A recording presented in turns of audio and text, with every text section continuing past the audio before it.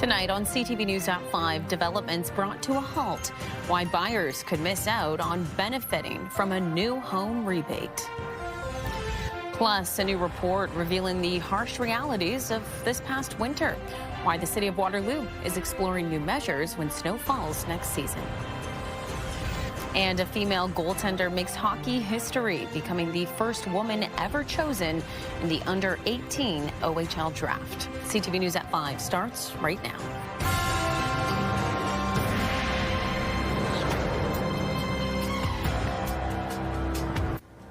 Good afternoon, everyone. Thanks for being here with us.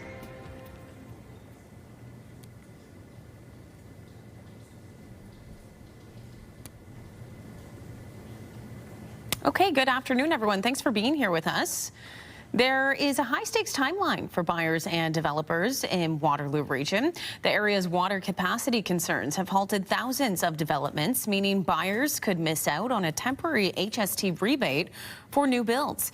Council approved an interim plan to restart local construction this fall, but that still has developers worried because only some projects will be approved to get shovels in the ground, meaning many months still of no movement and little time to benefit from a rebate, which could save buyers up to $130,000 on a new home. The enhanced HST rebate program will come to an end on March 31st, 2027. So we have less than 10 months remaining to provide current and future members of our region with the ability to take advantage of this rare and limited time opportunity. CTV's Spencer Turcon is going to bring us more on the concerns from local developers tonight at 6. The federal government is reportedly planning to propose a ban on social media for kids under 16 years old. As I said last week, with respect to AI specifically, the government will be taking steps to protect people's data, their privacy, and their children. So that is a focus of this government. Yes. A government source tells CTV News the ban will be part of the online harms bill set to be introduced tomorrow. It comes as social media bans for youth have been gaining traction in Canada and around the world. In April, Manitoba became the first province to propose banning kids under 16 from using social media and AI chatbot platforms. Ontario, Saskatchewan, New Brunswick, and Quebec have all indicated they are looking at imposing their own restrictions. Globally, Australia enacted the world's first nationwide ban on social media for kids under 16.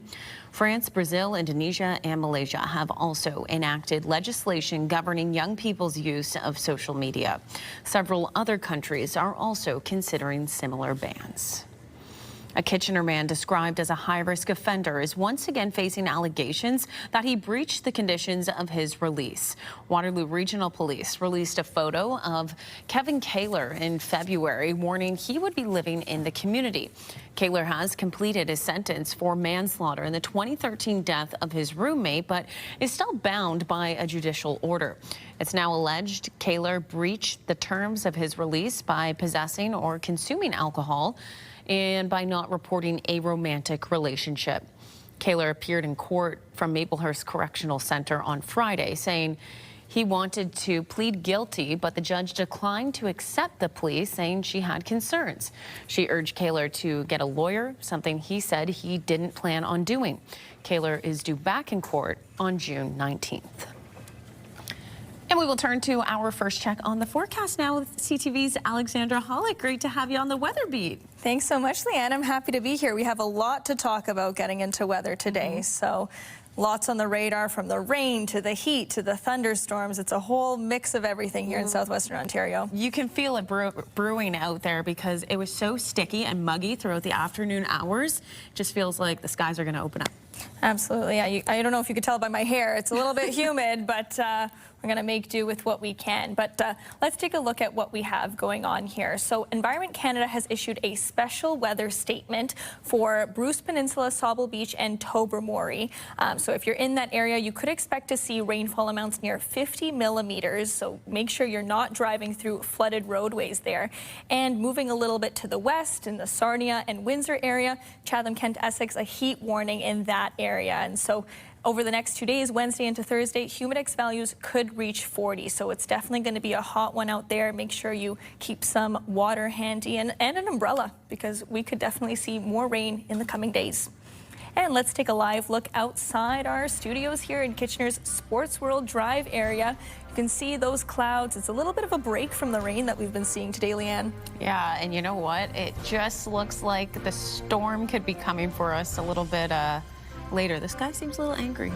It does seem a little bit angry. I missed that sun that we had yesterday, but I'm sure a lot of people are welcoming this rain that we're seeing. You got it. All right, we're going to take a quick break. We'll tell you what you need to know as we do. Baseball season is in full swing. Head on down to Jack Couch Park Friday for YMCA night with the Kitchener Panthers. They play the Toronto Maple Leafs. First pitch, 7:05 p.m. Download the CTV News app and stay on top of local stories as they unfold. We go to a dramatic scene unfolding. Customize your feed and watch live wherever you are. ctvkitchener.ca, your home for news. Summer is on the minds of many, but the City of Waterloo is reflecting back on the last winter, saying there was a record-breaking amount of snow that fell. A report presented to councillors yesterday says 210 centimeters of snow fell, an amount not seen in the past 50 years. There were 8 snow events and 3 significant weather events. The city had to bring in extra contractors and trucking companies to help with all of the snow clearing. There were more than 2,100 snow clearing complaints that led to 799 orders, 209 cleanups, and 353 fines.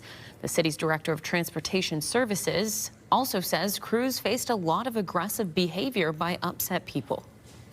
In the past, we typically saw people either yelling at drivers or throwing shovels at the trucks, but it seems to be escalating to the point where people are trying to enter the vehicles and get to the drivers and attack them.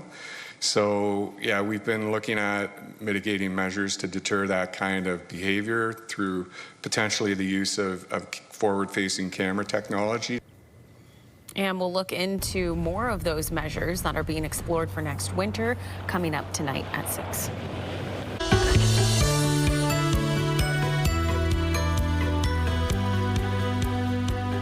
Okay, we're back at Royal City Nursery for a very important Get Growing today. We're learning all about the box tree moth, a devastating invasive species that is affecting our beautiful boxwood shrubs. True. So box tree moths right now, beginning of June, so we should be seeing the adult caterpillars. The hard part is the adult caterpillars are really hard to see. That's the juvenile. And in order to find them, you need to actually do a little bit of scouting. So you're actually going to take a look at your boxwood a little bit further down. They are exactly the same color as the leaf. So the little devils are hard to find. Right. So in terms of treatment, if you do find a caterpillar, it should be treated with one of 2 products. Both of these are totally organic. This is BTK, or Bacillus thuringiensis. It's a bacteria that once the caterpillars actually ingest, it kills them. But it's specific to caterpillars only, which is nice, right? Yes. So it's a little bit easier to control. The adult form, the moth itself, we're not going to see for another few weeks. And to prevent those, one of the things you should be looking at is a trap like this. Okay. So this particular trap is a pheromone trap. So you would put a pheromone or a lure in here. This lure is the female pheromone. So then the males show up and they think the females are by. They have a good party. They fall into the trap and they can't fall out. Right? Perfect. So you're dealing with the box tree moth and the juveniles, the caterpillars that you don't have yet. Perfect. Okay. Now, if you're someone at home who has a bush that's already unfortunately dealing with the issue, what should they do? Well, so if you've got a damaged plant, take a look at it closely. If it's caterpillars, it should be full of webbing, and you need to figure out if it's a little bit of damage, go ahead and treat. You're going to do the BTK every 10 to 14 days for the foreseeable future, for the summer for sure. If the insect has totally devastated the plant, then you need to remove it. And then you need to figure out, do you actually want a boxwood again, or are you going to look at some alternatives? And I want to take a look at some alternatives that'll do a similar kind of thing to boxwood, so then you've got some choices you can make when you get home. Fantastic. Let's check them out. Okay, so if boxwoods aren't working out for you, you've got some great alternatives people can have at home. Absolutely. So first things first, you need to know, do you have sun or shade? Yes. And then you need to figure out, do you want evergreen? Do you want it with color? Is it a hedge or is it a single? Okay. Right, so there's options. Standing beside us, this is a blue holly. Now this one's great for afternoon shade. With blue holly, you actually have to buy two because you get the females are the ones that get berries. Yes. And then you need the males for pollinators. Perfect. Right, so one male can pollinate up to 6 females. Okay. Awesome, awesome in full shade or afternoon shade. Another evergreen that's really good, and this one will go from full shade to full sun. This is a dense yew. And if you leave it alone and do nothing, it's going to get about waist high, about 4 or 5 feet wide. Beautiful. So works as a mass, works also as a hedge if you're trying to replace your boxwood hedge. Some of the other things, this one's really cool. This is a blueberry, believe it or not. Oh, wow. It looks like a boxwood, so it's actually technically half an evergreen. So you get some beautiful, beautiful white flowers in June, and you get some really juicy fruit soon.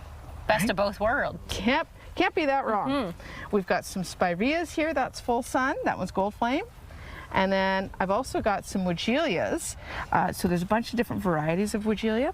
There's varieties that'll hit 2 to 3 feet in height, so spilled wine is a beautiful one. My Monet's another gorgeous one. Beautiful. This one is wine and roses, so this one will get chest high. Love it. I mean, if you're like me and like a bit of color in your garden too, that's a great option. And good for hummingbirds. Okay. Hummingbirds love, love, love, love, love these.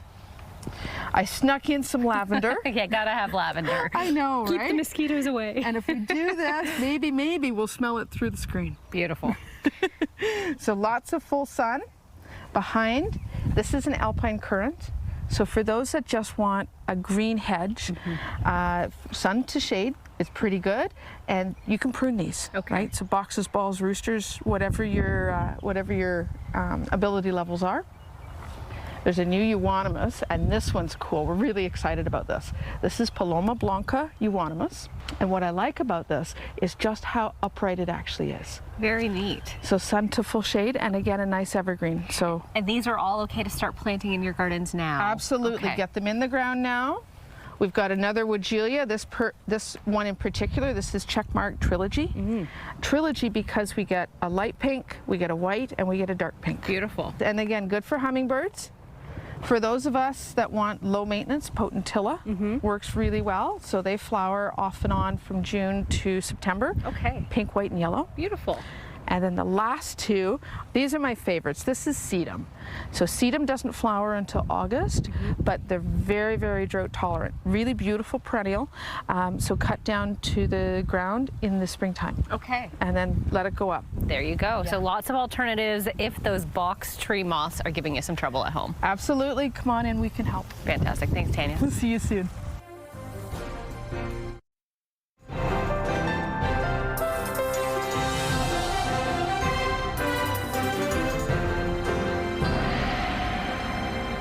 Alexandra's back with a look at the full forecast, and we've been talking about that muggy humidity feeling that we've seen outside pretty much throughout the entire day today, minus a little bit of sunshine early this morning that snuck in. It's been a humid one. It's been a humid one for sure, Leanne. Yesterday, it was a beautiful day. Mother Nature held out just a little bit. It was supposed to rain earlier. We got that rain today, though, and it looks like that rain will be sticking around for much of this week. But before we get into all that, let's take a live look outside our studios here in Kitchener's Sports World area. Not too much to see, a little bit of a break from the rain we've been seeing, a little bit of a light breeze as well. But that rain is going to be coming down once again, so make sure you have that umbrella handy.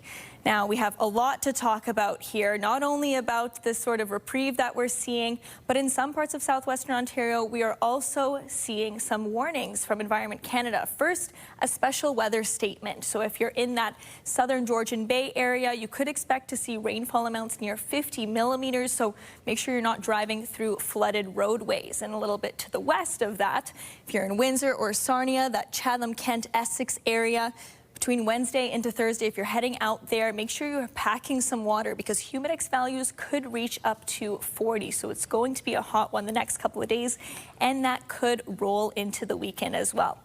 Taking a look at our futurecast here, see we're seeing that little bit of cloud, that little bit of reprieve from the rain, but as we head into the overnight hours tonight, you can see just around that 1 o'clock hour when that rain really starts to pick up, and that rain really won't stop. Maybe some pockets here or there as we head into tomorrow afternoon and into tomorrow evening. Again, some clouds and some rain, but there is a risk of thunderstorms, so make sure you're packing that umbrella, rain boots, raincoat as you head into work tomorrow and as you head throughout the day tomorrow as well and into the Thursday too.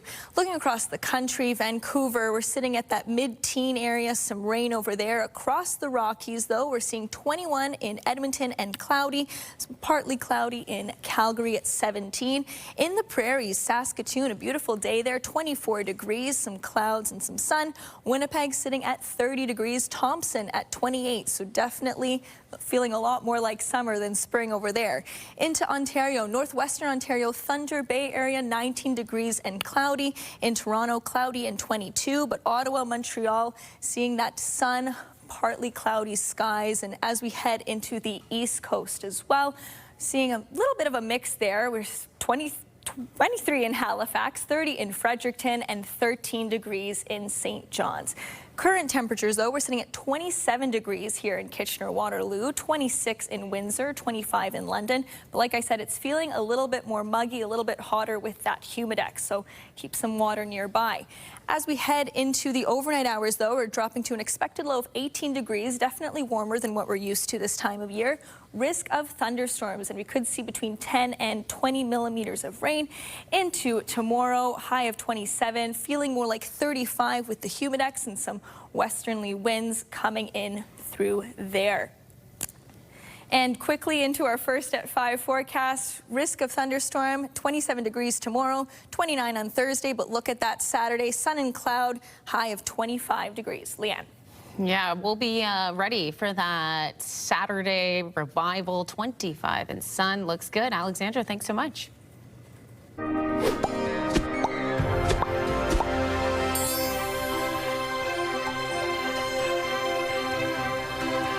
Okay, here's what's trending. The FIFA World Cup is just days away now.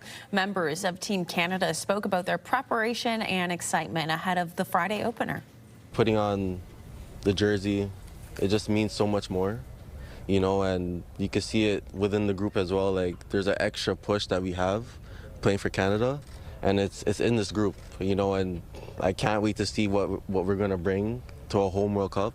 You know, it's just going to be exciting, but yeah, it's just that extra push to fight for one another. Anything's possible, you know, in the world. I think we're just going to be calm, but believe in ourselves and know that we can achieve anything, because this is the beauty of football, is that anything is possible. We can do anything, and but I think a lot of us are really calm about this tournament, and we just want to go out there and make Canada proud. And expectations do remain high for Team Canada on home soil as they search for their first ever World Cup victory this summer. They'll be facing off against Switzerland and Qatar in the other Group B matchups, hoping to make history by advancing to the knockout stage.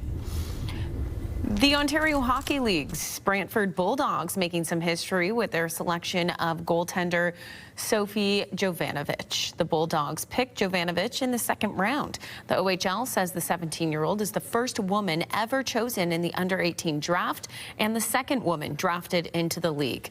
The 17-year-old says she gets her inspiration from her brother.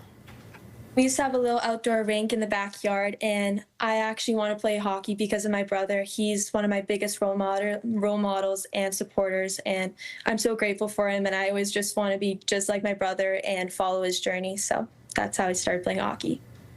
Jovanovic played her under-16 AAA hockey with the Toronto Marlboros. Still ahead on CTV News at 5, the Gordie Howe Bridge is set to open despite U.S. objections. What Prime Minister Mark Carney says and when the announcement will take place. Just ahead.